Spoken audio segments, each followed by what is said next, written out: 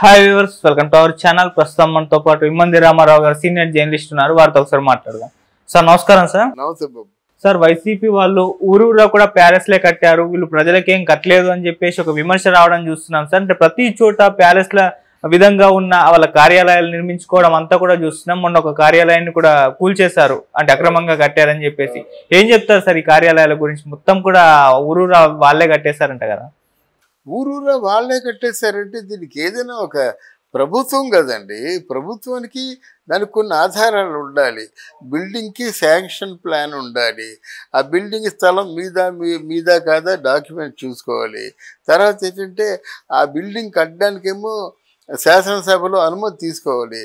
Budget ముఖ్యం. మనకున్న ఖర్చులు ఎన్ని, బయటికి పోతుంది ఎంత, అంటే ఇప్పుడు మనకున్న ఖర్చులు ఉంటుండగా బయటికి ఎన్ని కోట్లు మనం పేరు చేయవచ్చా, ఇవన్నీ ఆలోచించుకోవాలి కదా. ఇప్పుడు బయట ఖర్చులు మీట్ అవ్వలేకపోతున్నారు, పెన్షన్లు ఉన్నాయి, ఇంకేవో వాగ్దానాలు చేశారు. ఇది పరిపాలనలో సరైన మార్గం కాదు. ఎవరు తెలివైన వాళ్ళు చెప్పినా అదే చెప్తారన్నమాట. దానికి బదులుగా మీరు అంటే మనుషులకి ఉద్యోగాలు కల్పించండి, పని చేసుకునే మార్గాలు కల్పించండి. లేదా మార్గాల్లో రెండు రకాలు ఉంటాయి. ఇప్పుడు పరిశ్రమలే కాకుండా స్మాల్ స్కేల్ ఇండస్ట్రీస్, అంటే చిన్న చిన్న ఇండస్ట్రీస్లో కనీసం 500 మంది 1000 మంది పనిచేస్తారు. అలా పెంచినట్టయితే ఏమవుతుందంటే ఆ ఫ్యామిలీ నిలబడిపోద్ది అన్నమాట. అది దేనికోసం అంటే బడ్జెట్ కేటాయించడం కోసం చెప్తున్నాను నేను. అంతేగాని వాళ్ళు ఇష్టం అంటే వాళ్ళు అనుకుంటున్నారు. వాళ్ళు ఒక 30 సంవత్సరాలు ఈ ఎవరు జగన్మోహన్ రెడ్డి గారే సీఎం, ఇంకా మనల్ని అడిగే వాళ్ళు ఎవరు ఉంటారు? నెక్స్ట్ నేను రాకపోతే కదా, ఎవరైనా వస్తే కదా అడుగుతారు అనే ఆలోచనతో ఇల్లు కట్టారన్నమాట. ఆ భీమునిపట్నంలో కట్టినప్పుడు కూడా, ఇక్కడ గుంటూరులో కట్టినా, ఎక్కడ కట్టినప్పుడు కూడా ఏఎస్ఆర్సీపీ వాళ్ళు ఎక్కడ కట్టినా వాళ్ళు పెర్మిషన్లు ఉన్నాయో లేదు, శాంక్షన్ అయ్యిందో లేదు, బడ్జెట్ మాత్రం వాళ్ళకి కావాల్సినంత తీసేసుకున్నారు. అంటే ప్రభుత్వం తాలూకు ఖజానాలో నుంచి ఎవరి అనుమతి లేకుండా తనే రాజు, తనే మంత్రి, తనే శాసనం చేసే వ్యక్తిగా ఈ కార్యక్రమాలన్నీ నిర్వహించారన్నమాట. కనుక ఇప్పుడు చాలామందికి ఏంటంటే అపోహ, కూటమి వచ్చింది మా ఇల్లు పడగొట్టేస్తుంది. ఇల్లు కాదయి, ప్రభుత్వ ఆఫీసులు అంటే వాళ్ళకి నెక్స్ట్ ఇంకో ప్రభుత్వానికి ఉపయోగించుకునే విధంగా ఇచ్చేస్తే పర్వాలేదు. వాళ్ళు అదే అడుగుతారు, నువ్వు ప్రభుత్వ ఆఫీస్ కట్టావు కదా, మాది ప్రభుత్వమే కదా, ఆక్రమించుకుంటుంది అంటారన్నమాట. దళగా వద్దు, నేను కట్టాను అంటాడు. మరి లెక్క చూపించు. సో ఎలాగ ఇరకటంలో పడతారన్నమాట.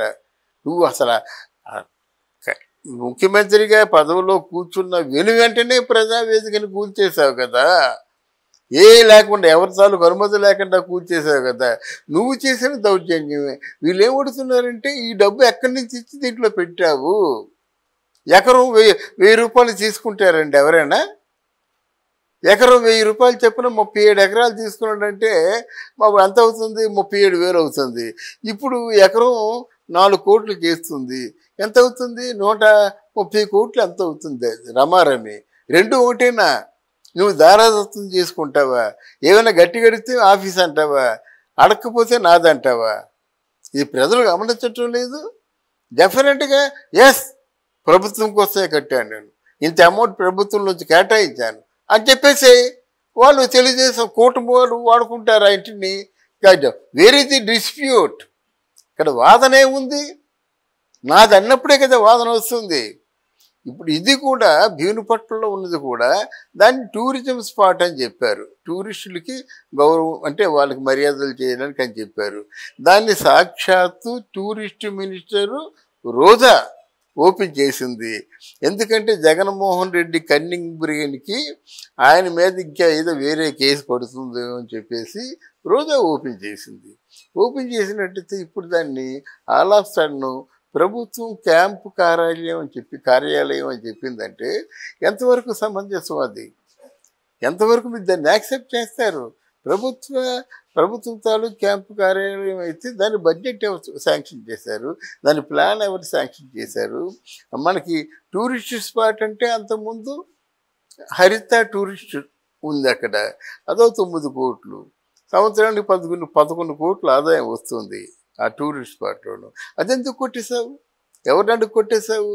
అది అది పూర్తిగా కొట్టేసినప్పుడు తదితర సభ్యులు ఉంటారు కదా అసెంబ్లీలో, వాళ్ళ తాలూకు యాక్సెప్టెన్స్ తీసుకున్నావు, పెర్మిషన్ తీసుకున్నావా? నువ్వు కొట్టేసి నీ ఇష్టం వచ్చినట్టుగా ఇటాలియన్ మా ప్లేట్స్తో మా ఇల్లు సర్వాంగ సుందరంగా ఇంద్రభవనంలా కట్టేసావంటే ఇంటికైనా బడ్జెట్ ఎంత? ఈ స్థలం గవర్నమెంట్ది, గవర్నమెంట్ స్థలంలో నీకు సొంతంగా బిల్డింగ్ ఎలా కట్టుకుంటావు? ఈ ఫర్నిచర్ అంతా ఎక్కడి నుంచి వచ్చింది? పిచ్చివాళ్ళు ఉన్మాదులు కుక్కలా గరుచుకుంటూనో ఎంతేందో చెప్పండి ముష్టి పారేస్తూ ఉంటున్నారు. వాడిని పట్టుకొని వెంటనే అరెస్ట్ చేసేయాలి. మీ తాలూకు ఫర్నిచర్ ఏదా అంటున్నావు, నువ్వు ముష్టి ఎంత అని చెప్పండి పారేస్తావు. అంటే ఫర్నిచర్ అంటే ఇది 3 లక్షల ఫ్యాన్ ఏమో 300 ఫ్యాన్ అంటున్నాడు. ఎలాగ ఎక్స్పెండిచర్ మీట్ అవుతుంది? ఇటువంటి పరిస్థితుల్లో ప్రభుత్వం తరఫున అధికారులు తీసుకున్న నిర్ణయం సక్రమమే, దాన్ని ఆహ్వానించదగ్గ పరిణామమే అని చెప్పేసి నేను కోరుకుంటాను. ఓకే సార్, ఒక్కటైతే కూల్చేదని చూస్తాం, ఇంకా చాలా ఉన్నాయి కదా, వీటన్నిటి మీద కూడా అంటే ఎంక్వైరీ చేసి ఇది పర్మిషన్ ఉందా లేదా ఇవన్నీ కనుక్కొని వాటన్నిటిని కూడా కూల్చేస్తారంటారా సార్? అంతే కదమ్మా, మనం మున్సిపాలిటీలు ఉన్నాయండి, 10 అడుగులు ముందు కట్టామండి, వాడు వస్తాడు నీ ప్లాన్ ప్రకారం నువ్వు కట్టలేదు 10 అడుగులు ముందు కట్టేసావని ఒక రెడ్ మార్క్ గీసి వెళ్ళిపోతాడు. నెక్స్ట్ సిబ్బంది వస్తారు, అది కొట్టుకెళ్ళిపోతారు అన్నమాట. అది మా చుట్టాలదా లేకపోతే ఇంకెవరిది, మా దగ్గర దయాదులా, మన శత్రువులదా అని చూడరు. ఎవడైతే సంబంధిత అధికారి మార్పు చేసి వెళ్ళిపోయాడు ఆ వీధి కొట్టేస్తారు. అప్పుడేమో అదొక న్యాయమును ఇదొక న్యాయమునా? కొట్టేస్తారు. వాళ్ళు అక్రమంగా నిర్మాణాలు చేసిన వాళ్ళందరినీ కొట్టేస్తారండి, అందరినీ కొట్టేస్తారండి. ఇప్పుడు రోజా ఏమిటండి, మొత్తం ఆ నగిరి అంతా తందే కదా. నగిరిలో ఎంత స్థలం కబ్జా చేశారు, ఎన్ని ఇళ్ళు కట్టుకున్నారు. సార్ ఇన్ని కంటిన్యూగా కూల్చేస్తే ప్రజల్లోకి అంటే ఇది కక్షపూరితంగా టీడీపీ చేయిస్తుంది అన్న ఒక భావన అయితే కలుగుతుంది కదంటే, ఒకటంటే లీగల్ పరంగా అని చూసుకోవచ్చు, ఒకవేళ వరుస పెట్టిలా కూల్చేస్తే. వైసీపీ ప్రభుత్వంలో జరిగినటువంటి తప్పిదం అదే కదండి. ఎందుకంటే తప్పు చేసేవాడికి శిక్ష పడలేదు. తప్పు చేసేవాడు మావాడా తెలుగుదేశం వాడా? తెలుగుదేశం వాడు ఏంటంటే వెంటనే కేసులు పెట్టేయడం, కోర్టులోకి వెళ్ళడం, వెంటనే శిక్షలు వేసేయడం.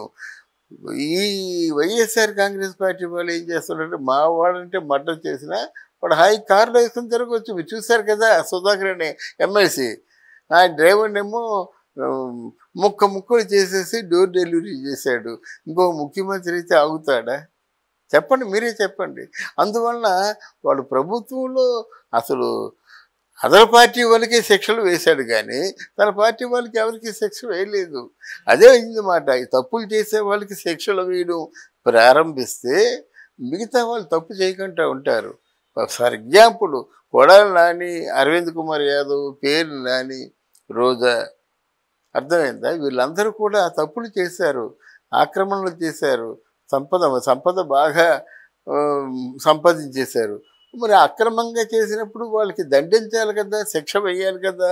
మంత్రులు లాంటి వాళ్ళే ఓడిపోయారని చెప్పుకుంటున్నాము గొప్పగా.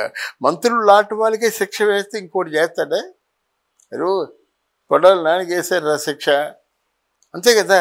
రోజా వేశారు శిక్ష, గొప్పగా చెప్పుకుంటారు అన్నమాట. తెలుగుదేశం పార్టీకి వచ్చినటువంటి నష్టం ఏమి లేదు.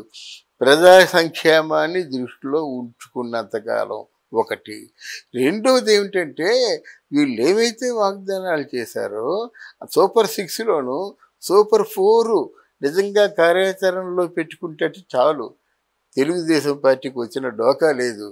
మైకి ముందు ఎలక్షన్ క్యాన్వాసింగ్ టైంలో ఏ వాగ్దానాలు చేశారో ఆ వాగ్దానాలు నిలబెట్టుకుంటే సూపర్ 4 నిలబెట్టుకున్నా మళ్ళీ వచ్చే ఎలక్షన్లో గెలుపు వీళ్ళదే.